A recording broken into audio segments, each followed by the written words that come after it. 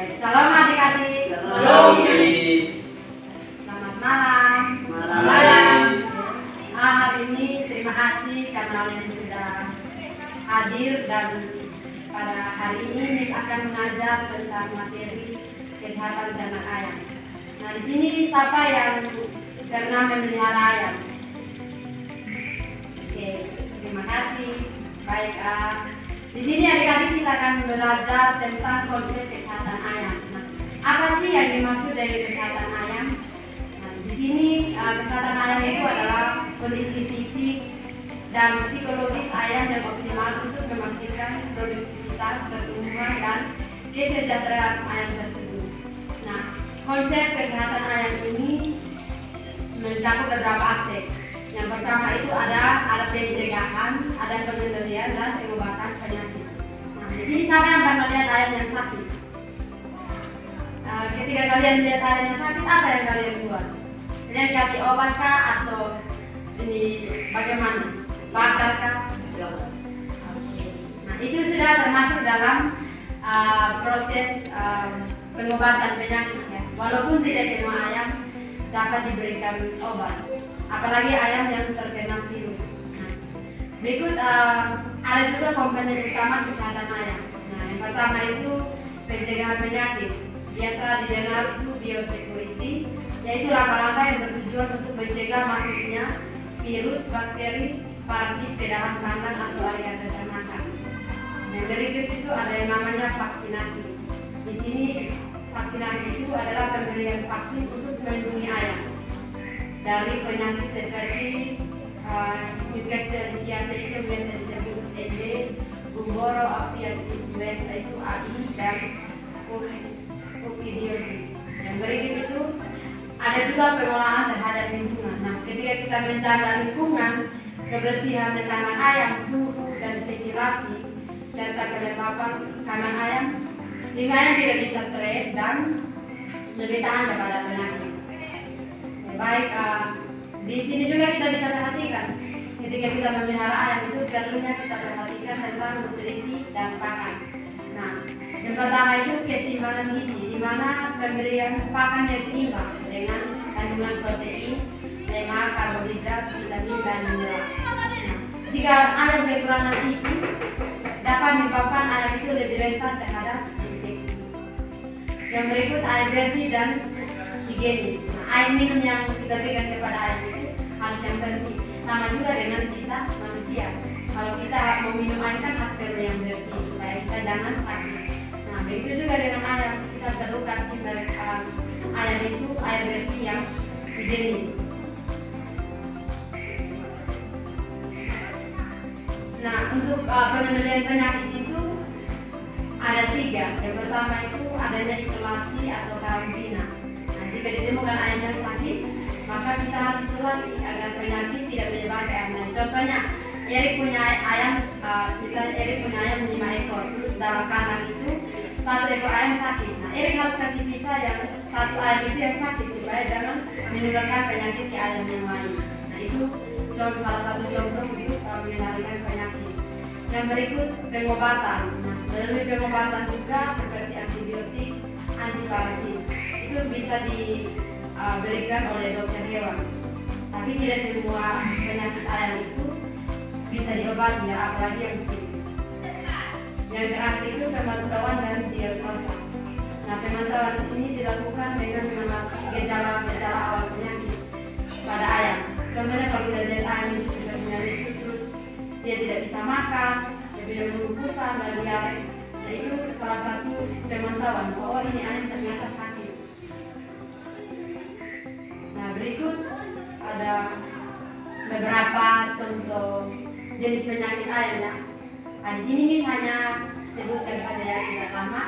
Yang pertama itu ada Newcastle disease atau jadi yang biasa disebut tetelo. Itu penyebabnya virus paramisovirus. Nah, gejalanya itu seperti gangguan saraf. Nah, gangguan saraf ini seperti dia kejang, kepala berputar, leher tergelincir, nafas berat, batuk, dan bersin. Oh, ternyata ayam juga bisa batuk ya dan bersin. Terus diarenya kehijauan dan penurunan produksi telur pada ayam tersebut. Nah, pencegahannya apa? Yang pertama kita berikan dia vaksinasi ND secara rutin, yaitu vaksinasi Newcastle disease selama umur 4, 15, dan 35 hari. Yang berikutnya, batasi akses keluar masuk orang dan peralatan perikanan. Contohnya, kalian punya bersana yang kalian tidak bisa sembarang kasih masuk orang untuk masuk di dalam kandang, kecuali kalian sendiri atau karyawan di situ. Karena itu juga bisa membatasi penyakit jangan menularkan ke ayam. Terus jaga kebersihan. Dan yang berikut itu ada avian influenza yang biasa pasti kalian pernah dengar di burung kan? Kalau pernah dengar, itu juga adalah penyakit ayam, yaitu yang penyebabnya itu virus influenza tipe A. Nah, gejalanya itu nafsu makan turun drastis, berarti dia tidak mau makan gitu. Yang berikut jengger dan biang berwarna biru keunguan, terus batuk bersin dan suara suaranya tidak normal, terus penurunan produksi telur. Nah, pencegahannya seperti apa? Dengan vaksinasi. Terus seperti tadi batasi kontak dengan burung liar atau hewan pembawa virus, jaga kebersihan. Pengobatannya tidak ada karena dia virus tidak bisa diobati. Yang terakhir itu penyakit tumborong. Nah, gejalanya juga sama, lesu, lemah, nafsu makan, dan lain sebagainya. Pengobatannya juga tidak ada, dan pencegahannya itu kita bisa sebelum ayam itu terserang, kita harus vaksinasi ayam itu di umur 14 sampai 21 hari. Oke, kita akan masuk di aplikasi kebenaran. Apa sih yang kita pelajari dari ayam ini atau tentang penyakit ayam? Apa sih kebenaran, apa sih yang kita dapat? Contohnya kebenaran kita. Nah, yang pertama kita harus tahu bahwa implikasinya itu dalam iman Kristen kita. Yang pertama itu pengelolaan dan tanggung jawab terhadap ciptaan alam.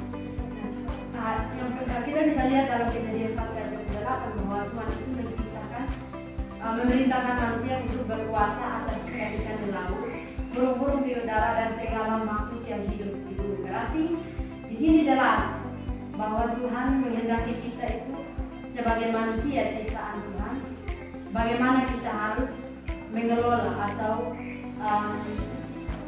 bertanggung jawab dan memelihara kesehatan ternak. Itu sebagai tugas dan tanggung jawab kita mengelola ciptaan Tuhan. Nah, contohnya Erik punya ayam, atau Marcel, Sisko punya ayam begitu. Nah, dia kan sakit dan kalian harus bertanggung jawab, dan kalian harus memberikan dia pengobatan atau dan lain sebagainya. Atau ada pelihara ayam, kalian harus usahakan untuk ayam itu tidak boleh sakit, dia harus tetap sehat. Nah, itu salah satu bukti bahwa kalian bertanggung jawab terhadap ciptaan Tuhan. Nah, yang berikut kasih kita terhadap ciptaan.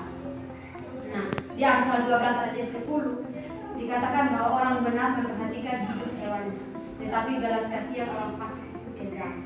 Nah, implikasinya itu siswa didorong untuk menunjukkan kasih melalui perhatian pada kesejahteraan hewan, termasuk memahami penyakit ayam dan cara penanganan. Ini mencerminkan kepedulian terhadap makhluk hidup yang diciptakan Tuhan. Nah, seperti kalian bilang, kalau kalian lihat ayam yang sakit, pasti kalian saya harus usahakan ayam, apalagi itu ayam kesayangan kalian.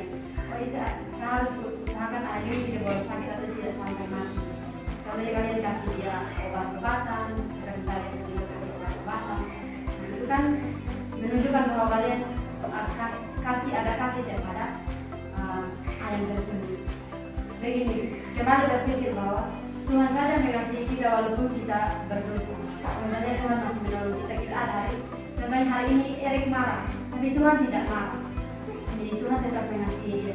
Begitu juga kalau Erik lihat ayam, mungkin Erik akan merasa terpukul atau merasa kecewa kalau ayam mati. Nah, sebelum terjadi hal itu, maka Erik harus punya kasih terhadap ayam.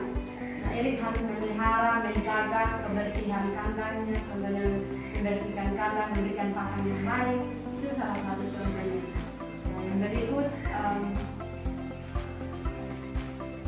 kemanfaatan ilmu pengetahuan untuk memuliakan Tuhan. Nah, dalam Mazmur 111 ayat kedua menyatakan bahwa besar perbuatan Tuhan layak dipuji oleh semua orang yang menyukai. Nah, dalam pembelajaran ini menunjukkan bagaimana ilmu pengetahuan seperti kedokteran hewan adalah salah satu cara untuk memahami ciptaan Tuhan dan memuliakannya melalui perawatan yang baik.